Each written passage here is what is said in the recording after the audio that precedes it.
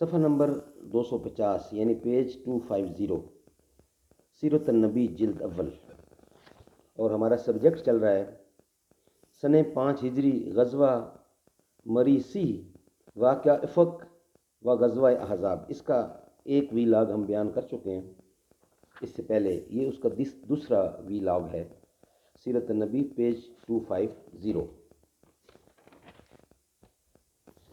اردو زبان میں سرور عالم صلی اللہ علیہ وسلم کی سیرت پر جامع ترین کتاب سیرت النبی صلی اللہ علیہ وآلہ وسلم، علامہ شبلی نعمانی رحمۃ اللہ، علامہ سید سلیمان ندوی رحمۃ اللہ۔ اعوذ باللہ السمیع العلیم من الشیطان الرجیم، بسم اللہ الرحمن الرحیم۔ الحمد للہ رب العالمین والصلاة والسلام علی رسولہ محمد وعلی آلہ واصحابہ اجمعین۔ نہ ایسی زلفیں نہ ایسا چہرہ،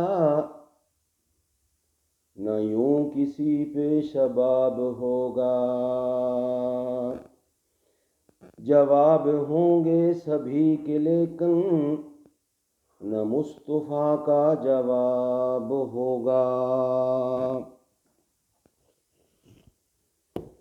یہ ابن سعد کی روایت ہے، صحیح بخاری اور صحیح مسلم، کہ آن حضرت صلی اللہ علیہ وسلم نے بنو المستلق پر اس حالت میں حملہ کیا کہ وہ بالکل بے خبر اور غافل تھے اور اپنے مویشیوں کو پانی پلا رہے تھے۔ ابن سعد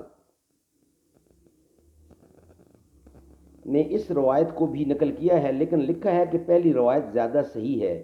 اس پر حافظ ابن حجر نے فتح الباری میں لکھا ہے کہ صحیحین کی روایت پر سیرت کی روایتوں کو ترجیح نہیں ہو سکتی،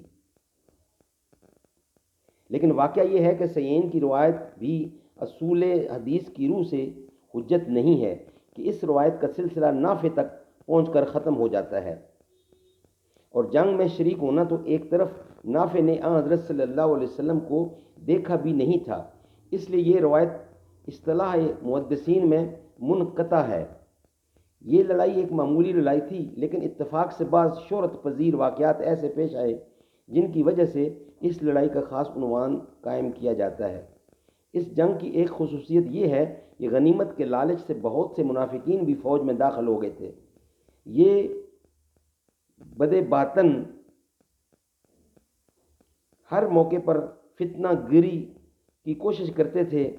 ایک دن چشمہ سے پانی لینے پر ایک مہاجر اور انصاری میں جھگڑا ہو گیا۔ انصاری نے عرب کے قدیم طریقے پر یا انصار کا نعرہ مار، انصار کی جے یعنی نعرہ مارا۔ مہاجر نے بھی یا معاشر المہاجرین کی نعرہ سے جواب دیا۔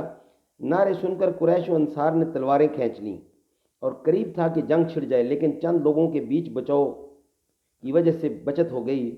عبداللہ بن ابی جو رئیس منافقین تھا، اس کو موقع ہاتھ آیا، انصار سے مخاطب ہو کر کہا، تم نے یہ بلا خود مول لیا ہے، کہ یہ تم نے خود بلا اپنے مول لی، مہاجرین کو تم نے بلا کر اتنا کر دیا کہ اب وہ خود تم سے برابر کا مقابلہ کرتے ہیں۔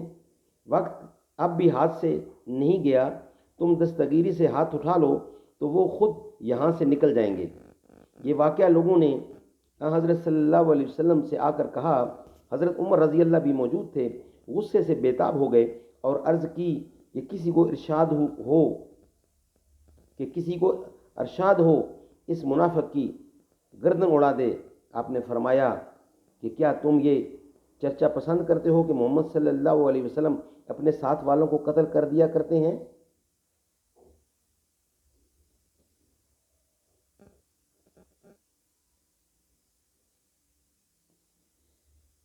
معلوم ہوتا ہے کہ مصنف نے صرف آغاز سند کو ملاحظہ فرما کر اس روایت کو منقطع قرار دیا ہے، ورنہ 3 حدیث کے بعد تصریح ہے کہ حدیث حاضل عبداللہ بن عمر کان فی الجیش یعنی نافع نے اس روایت کو حضرت عبداللہ بن عمر سے سنا جو اس لڑائی میں شریک تھے۔ یہ عجیب بات ہے کہ عبداللہ بن ابی جس درجے کا منافق اور دشمن اسلام تھا، اس کے صاحبزادے کہ ان کا نام بھی عبداللہ تھا، اسی قدر اسلام کے جانثار تھے۔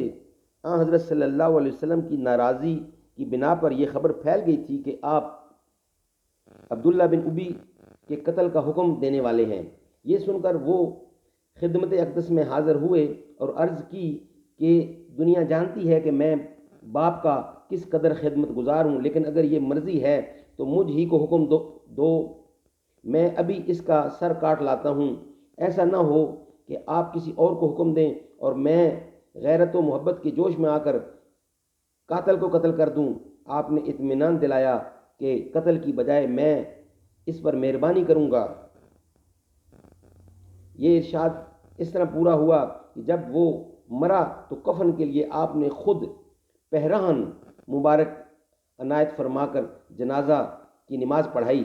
حضرت عمر رضی اللہ نے دامن تھام لیا کہ منافق کے جنازہ کی نماز پڑھتے ہیں، لیکن دریائے کرم کا بہاؤ کون روک سکتا تھا؟